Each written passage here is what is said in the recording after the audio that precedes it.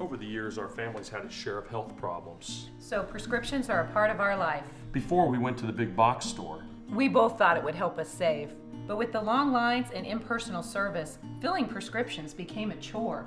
That's when a friend recommended D&H. Now Tristan knows our prescriptions. Brenda always helps us find the right vitamins. And after Dad's fall, Monica's been a real expert with all our home medical needs. All without the lines. Trust and service. That's our D&H.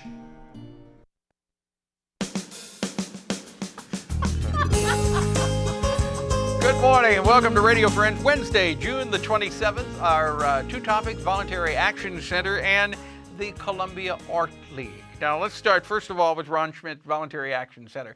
You guys have been working pretty hard this summer so far, haven't you? Oh, every season's a different season for us, and we're working hard this summer, definitely. Yeah, so what's going on in summertime? Well, we're an interesting place. The seasons determine what we do, and right now we're working on a summer fan program, an air conditioner exchange program. We have a Christmas in July fundraiser and an event where we feed people, homeless persons and low-income families, and Santa makes a visit also, and that's July 12th. And then we'll have school supplies at the end of the summer. Okay, so Christmas in July is just a couple of weeks away. How does this work? Well, it's really a multifaceted program. First, it's a dinner. We serve chicken dinner, all the fixings, Christmas dinner basically for about 300-400 low-income persons at Missouri United Methodist Church, and Kilgore's Medical Pharmacies are our presenting sponsor on that, so we appreciate that.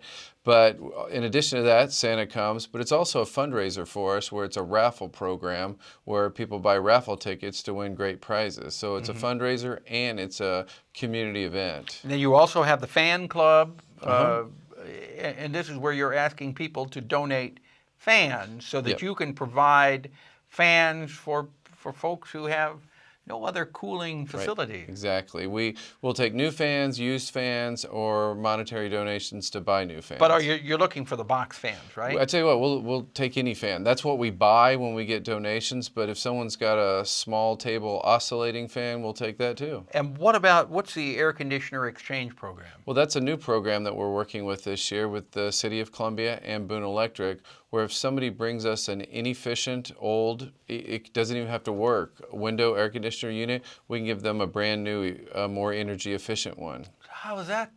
How are you Well, the city that? and Boone Electric, it's a program through them, and we're the distribution site. And what they're trying to do is take inefficient units off the grid. So that, you don't have to be low income for this. Well, you do. You have to be 200% or lower of the federal poverty level, but that's a lot of people fit in that category. So if you have an old air conditioner, even if it doesn't work, now how do you consider an air conditioner inefficient? Well, it will take just about anything. If someone gives us an old one, we'll give them a new energy efficient one. Okay, and there's no charge to this? Nope, not at all. If people want more information on this, how can they find out? They just call 874-2273. 874-2273. And if folks want to help out with the Voluntary Action Center, that would be the same number to call. Definitely. Or the website?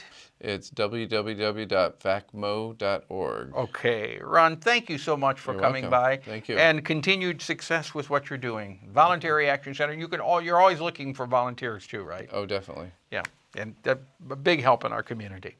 Now we turn to a lady who seems a little more relaxed than the last time you were on. Diana MOXON, Columbia Art League. Last time you were on is just a day before the Art in the Park. The gigantic Art in the Park. It was so huge this year. I read in the paper that you had more people come that first day of Art in the Park than you had both days last year. It certainly seemed that way. We were absolutely packed on the Saturday. Now, what do you attribute that to? Well, it was perfect weather. That helped, and we had a great selection of artists, and we've done lots of great marketing and talking to people via radio and saying come along and support the event and how important it was. And so really I would like to say thank you to everybody who not only volunteered, we had almost 230 volunteers that came out to help us make Art in the Park happen, but everybody that came along and shopped, because that was wonderful. People were buying art and the artists were happy, and they were saying great things about Columbia and about our wonderful volunteers and what a great community we are and how much they simply love coming to Columbia. So thank you to everybody that helped make that happen, because it really is a team effort. It's a community effort, and everybody really came out and made it a great event this year. So thank you. That's very nice of you to say that. But also I think credit needs to be given where credit is due. You are so into this program. You live, eat, and breathe this program. So you gave not 100%, but 500% of your energy to make Art in the Park a success. So I think, and obviously you couldn't do it without the volunteers. No. You couldn't do it without the people who participate in it, and you couldn't do it without the folks in the community who come out and support it. But you deserve a great deal of applause for this too, because thank you, Paul. It's true. It's true. Because you care so much about the program, and you were out promoting it day and night. I am, yeah, and I do care. It is fabulous, and it was such a joy. Sometimes in the middle of Art in the Park, I'll just stand still for a minute.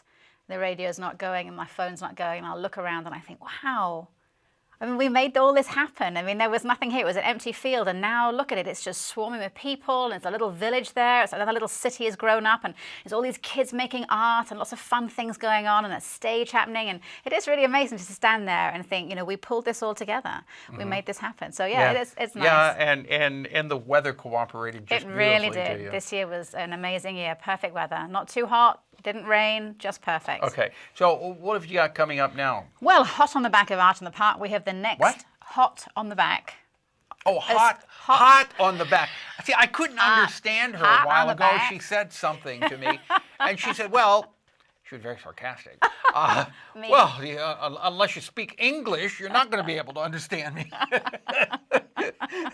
I still love you, Diana. Oh, we jest, don't we, Paul? Okay, go ahead. So, yes, we have the Members Summer Open coming up. So it's the summer show. It's only open to members of the Columbia Art League. There is no theme to the show. They can enter one work, whatever they want, and that has just opened yesterday. But tomorrow evening on Thursday is the opening reception. It's from 6 till 8 p.m. June 28th, Correct. Thursday. Tomorrow night, yes. At what time is it? 6 till 8 at the Columbia Art League, and you can come down and see the new show. It's free, doesn't cost anything to come in, and see all the new works by the And how long will that be running? It'll run through August the 25th, so it's up for 2 months. It goes all the way through the summer.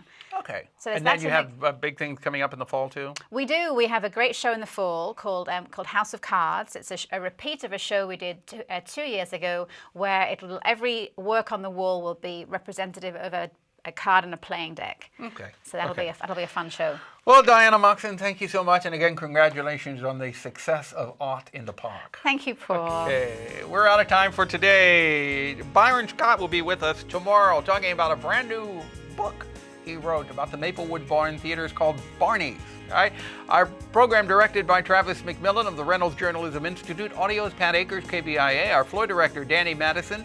And our assistant producer and guest coordinator, Uncle James Mauser. And if you have any suggestions, something you'd like to hear or see on the air, drop me an email, pepperp@missouri.edu. Have yourself a good evening, a good rest of the day. Bye-bye.